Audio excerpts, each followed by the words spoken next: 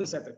Bem, bom dia aos nossos ouvintes. Então, hoje, sábado, lembrá-los que a nossa entrevista está sendo gravada. Então, perguntas que os nossos ouvintes resolveram fazer ao nosso convidado, podem deixá-lo no chat que, eventualmente, posteriormente, estaremos encaminhando e, como é de praxe, terá um retorno, no caso, desses questionamentos aí que podem surgir a partir desse importante debate de hoje.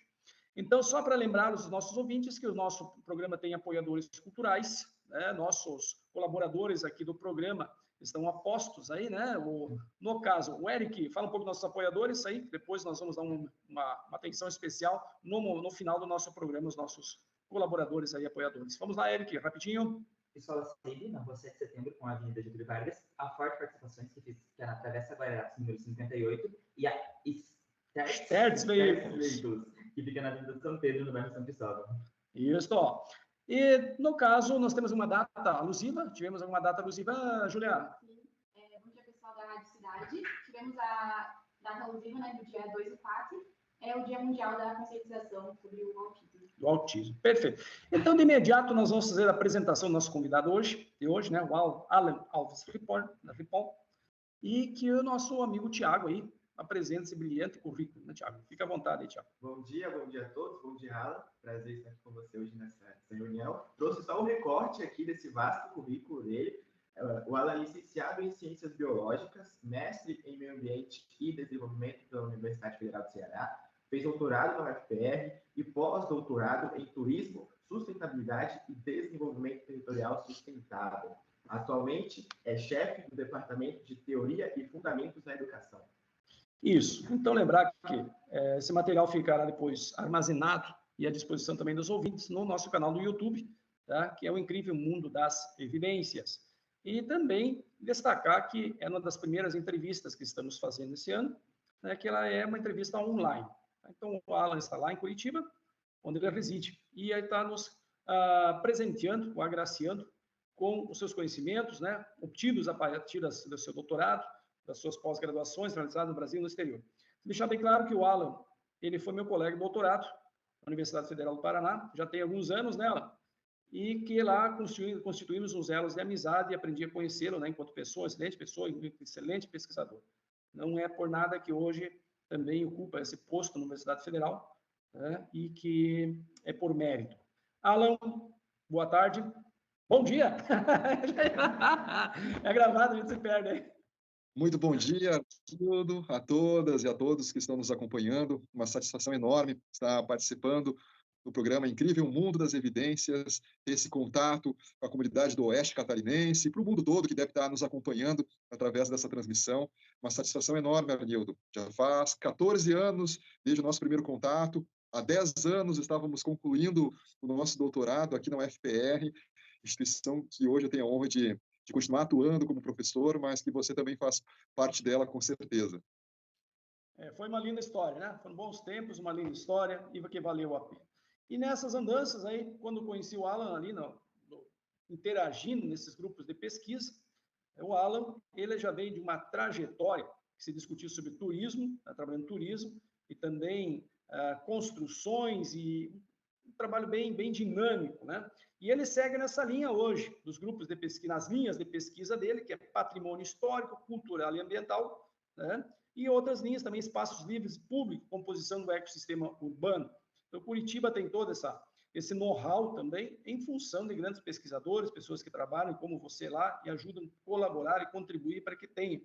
Haja visto também os próprios parques que temos lá, Curitiba, né? Se formos olhar, que também, cada vez que a gente visita, né, ela conta um pouco dessa tradição.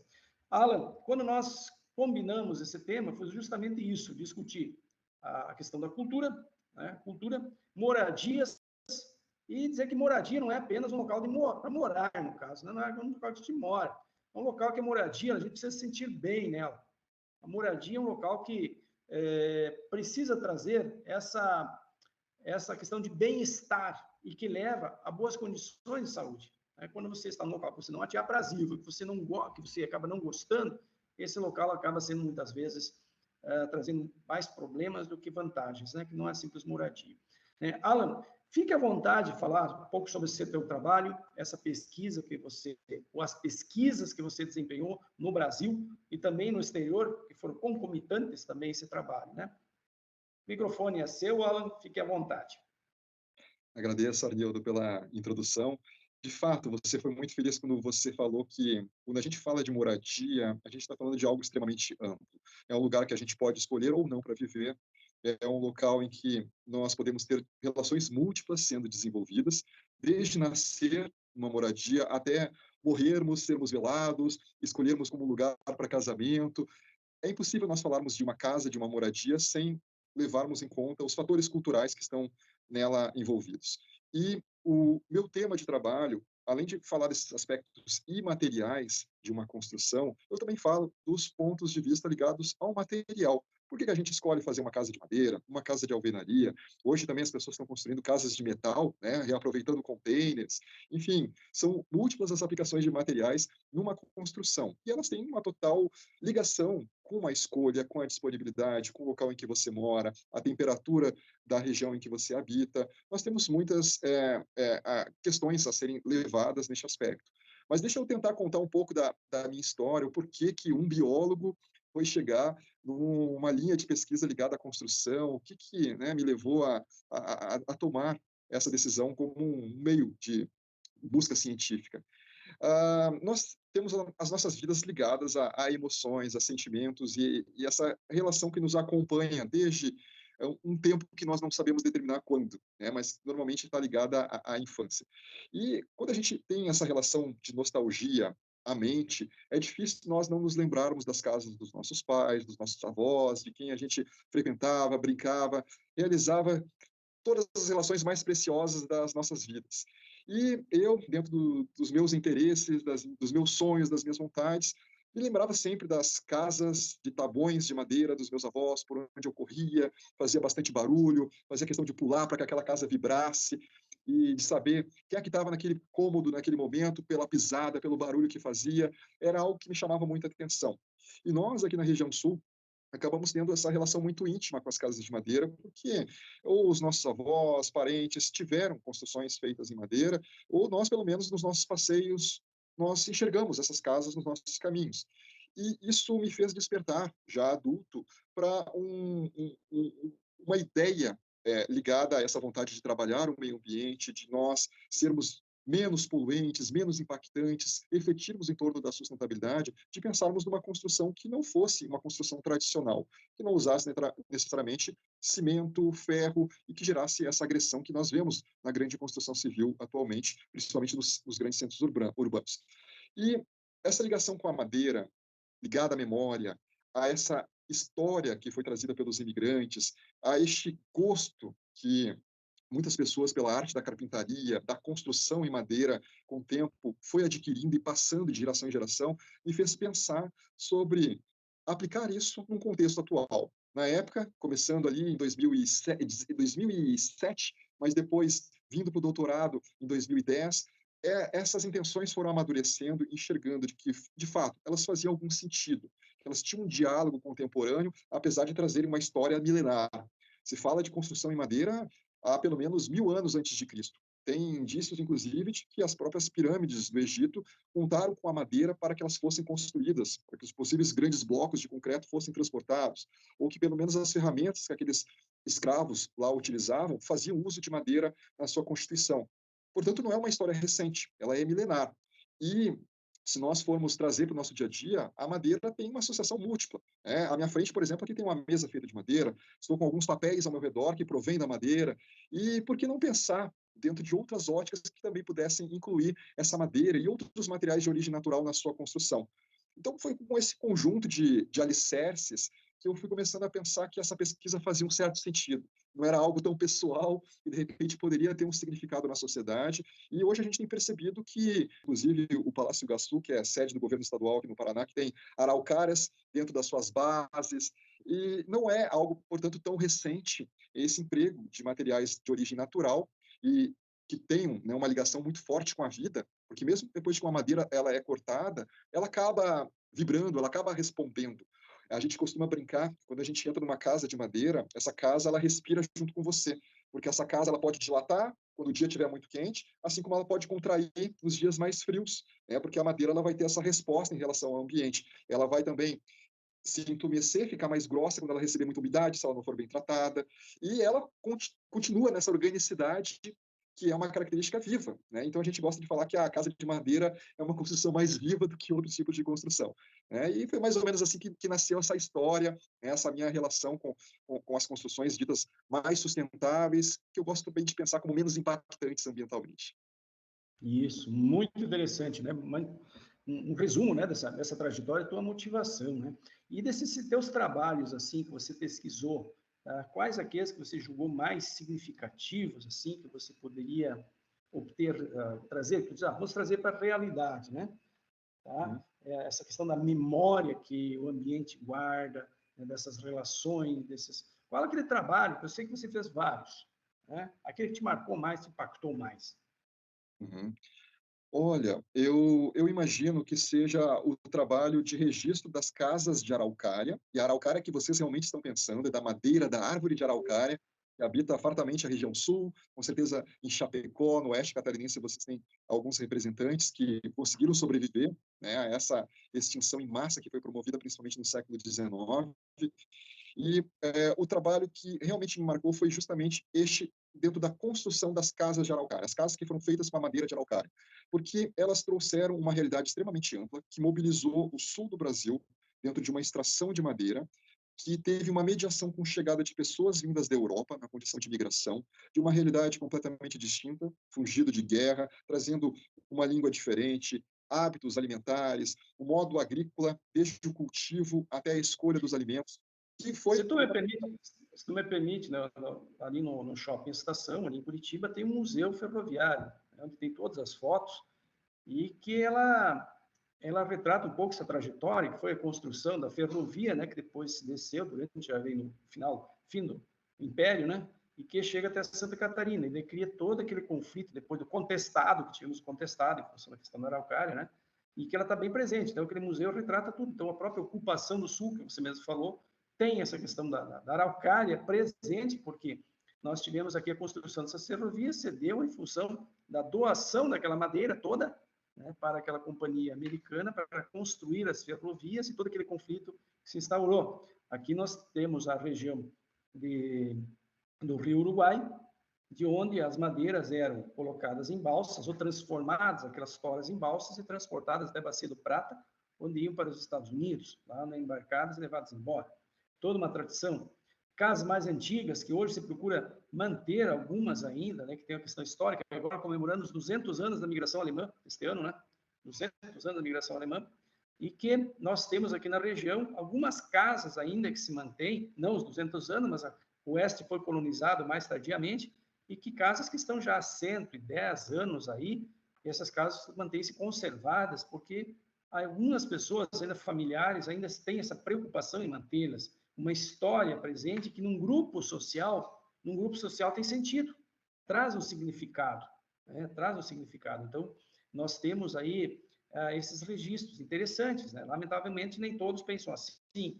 A modernidade, em alguns aspectos, ela foi bem sinistra, né, nesse sentido, né, que foi justamente achar que estou substituindo, né, o pensamento, não a modernidade, o pensar de algumas formas, né, que substituía essa arquitetura e essas estruturas, né, mais antigas poderiam trazer alguma vantagem em outro aspecto. Óbvio que é um processo que é natural, mas a necessidade também de se preservar esses laços, como tem ali em Curitiba, né, se formos olhar casas, né, que mantêm ainda um pouco dessa história nos próprios se formos olhar nos bosques, do Bosque do Papa, que tem aquela estrutura toda da arquitetura polonesa, né?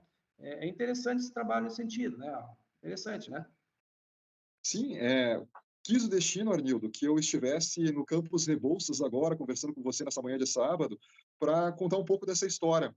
O Campus Rebouças traz esse nome justamente em homenagem aos engenheiros, aos irmãos Rebouças, que foram os dois primeiros engenheiros negros graduados pela UFPR e que participaram da construção dessa ferrovia que você acabou de mencionar, a ferrovia Curitiba-Paranaguá, essa rede que teve ligação com o oeste catarinense, com o Rio Grande do Sul, com diversas partes da região sul do Brasil, no sentido de escoar daqui de Curitiba até o Porto de Paranaguá, para diferentes partes do mundo essa madeira que é consumida, seja ela de araucária, seja ela em buia e várias outras, que tinha um mercado consumidor muito forte. O nosso principal consumidor de madeira no mundo era a Argentina, nossa vizinha Argentina, Buenos Aires, na época, uma cidade vibrante, uma das cidades mais ricas do mundo, que tinha essa demanda enorme de madeira de araucária que escoava do Porto de Paranaguá, mas que provinha do oeste catarinense, do norte do Paraná, do sul do Paraná, do Rio Grande do Sul. Nós tínhamos araucária espalhada por praticamente todo o sul do Brasil, mas que tinha o nosso Porto de Paranaguá,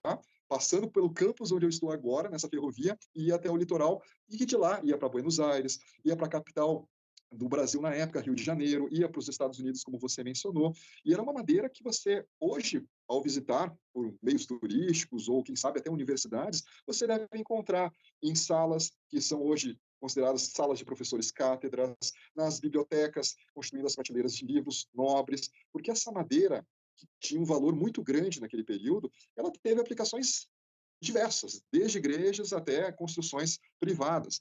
E hoje a gente não encontra mais essa disponibilidade de madeira como naqueles tempos isso era possível. Nós temos hoje madeiras que são reflorestadas, nós não temos mais no Brasil essa organização ferroviária como um dia já existiu, esse interesse das pessoas pela madeira, pela construção, e quando ela chega, por ironia, dentro de extremos. Ou ela de uma construção mais modesta, como muitas vezes é vista pela população, ou de uma construção extremamente cara, onerosa e combinada com outros elementos. O que torna a construção de madeira muito distante das moradias brasileiras. Ela é muito comum de você ver, né, dentro de uma história inglesa, britânica, e dentro das suas colônias, como na Austrália, ou mesmo em algumas cidades dos Estados Unidos, você vê muitas casas feitas em madeira muitas vezes já pré-planejada, pré-moldada para a construção, porém, em outros lugares do mundo, você já não tem tanto essa cultura da madeira sendo aplicada à moradia, como há alguns anos nós víamos bastante aqui no sul do Brasil, e hoje nós temos somente algumas reminiscências, né? Essas casas que sobraram de todo esse processo de exploração.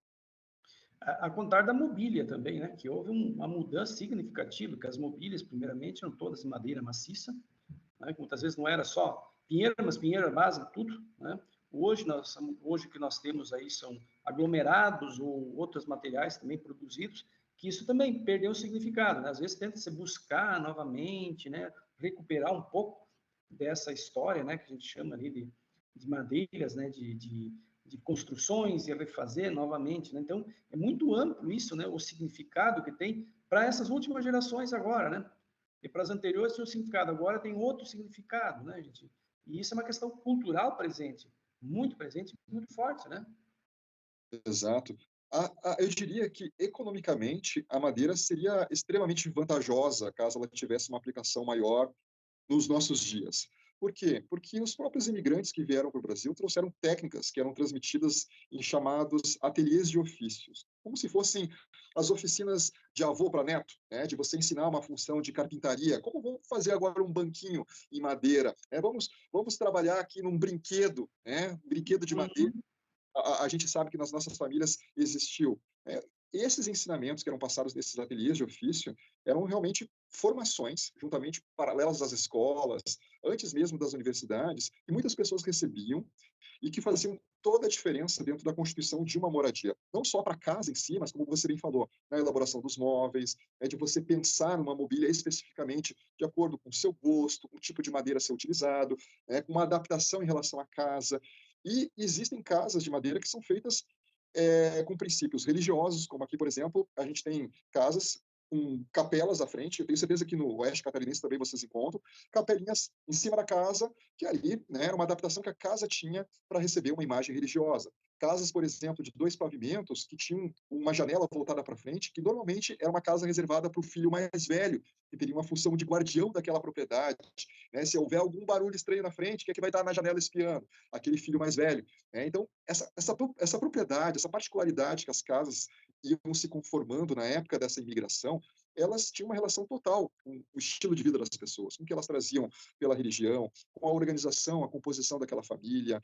E claro, né, elas traziam uma escola europeia por detrás dela. E quando chegou aqui, teve vamos dizer, uma relação de simbiose, né, de sobrevivência junto com outras culturas que viviam aqui. Uma cultura indígena, que usava, por exemplo, a casa de taipa, né, feita de madeira, e a casa do colono, que português já, que, claro, né, não passou por uma escola, por uma universidade, em muitos casos, mas que teve todo um estudo, todo um conjunto de saberes sendo passado de geração em geração, e está aí, 200 anos depois, como você falou, numa história sobrevivendo. E que a gente precisa não deixar esquecer, porque além de ser um patrimônio, é uma técnica que pode ser aplicada nos dias atuais. Bom, bom dia novamente, Alan. Vendo o seu currículo aqui, a gente tem ao menos 3 países diferentes que você atuou. E uma pergunta que fica aqui, qual que foi a sua memória mais marcante desses intercâmbios que você fez, estudando fora? O que você conseguiu trazer aqui para o Brasil? Conta um pouco para a gente sobre isso, por favor. Obrigado, Thiago. Agradeço pela pergunta. Olha, são algumas questões. Eu diria que tem 2 momentos marcantes dessas experiências que eu tive em outros lugares, porque as 2 saídas do Brasil foram para um mesmo propósito. Foi para entender melhor como que essa construção sustentável se dá, qual que é a relação que as pessoas possuem com ela. Eu diria que o primeiro episódio que mais me marcou foi quando, em 2015, eu fui para uma região no centro-oeste, quase noroeste da Alemanha, que é a chamada região do Ruhr. E lá, numa cidade chamada Bochum, eu pude visitar algumas usinas de mineração e também casas que um dia já foram de madeira, mas que já foram principalmente mineiros que trabalharam nessas mineradoras, principalmente para abastecer a Alemanha da guerra. E nessa região, eu fui com a expectativa de, além de encontrar casas de madeira, de também conhecer um pouco da história dos alemães e dos poloneses que vieram algumas dezenas de anos antes para o Brasil e que trouxeram essas técnicas, como a gente estava aqui mencionando, de encaixe, sem utilização de metal, ou mesmo de uma técnica que vocês devem ver bastante em Chapecó, nas casas de origem alemã, em Blumenau e outras cidades catarinenses, como o Anel, das madeiras em X ou madeiras em triângulo, de encontrar construções desse tipo naquele local, porque é de lá que elas vieram, era de locais que tinham madeira, e a minha surpresa foi que, ao chegar nessa cidade de Bochum e passear, andar pelos municípios vizinhos, de não ter encontrado mais nenhuma casa de madeira com características semelhantes ao que nós tínhamos aqui, apenas a história, apenas visitar as mineradoras, pessoas que fugiram daquele contexto e vieram para o Brasil em busca de uma melhor condição de vida, e de ver que nós temos uma história aqui que merece ser registrada por ser do nosso território, de ser do nosso interesse, mas também de ser de outro local que lá não tem mais alguma mantida, né? E aí eu fiquei sabendo também, pelo fato de muitos imigrantes poloneses até hoje viverem nessa região ali do Vale do Ruhr, como é chamado, lá eles têm uma universidade que é bastante famosa nessa região, mesmo com muitos imigrantes poloneses, ucranianos, que até hoje vivem no local, trabalham, têm funções diversas, eles não apresentam esse laço com o passado, esse laço com a construção em madeira, e muito menos de terem madeira disponível para realizarem construções dessa natureza, né? Porque a maior parte das florestas lá do local já estão devastadas. Este seria o primeiro marco que eu destacaria. E o segundo, diria, foi alguns anos mais tarde, foi na Austrália, quando eu fui participar como professor visitante de uma universidade numa região chamada Sunshine Coast, e lá um dos 13 lugares do mundo que nós ainda podemos encontrar araucária, a madeira de araucária.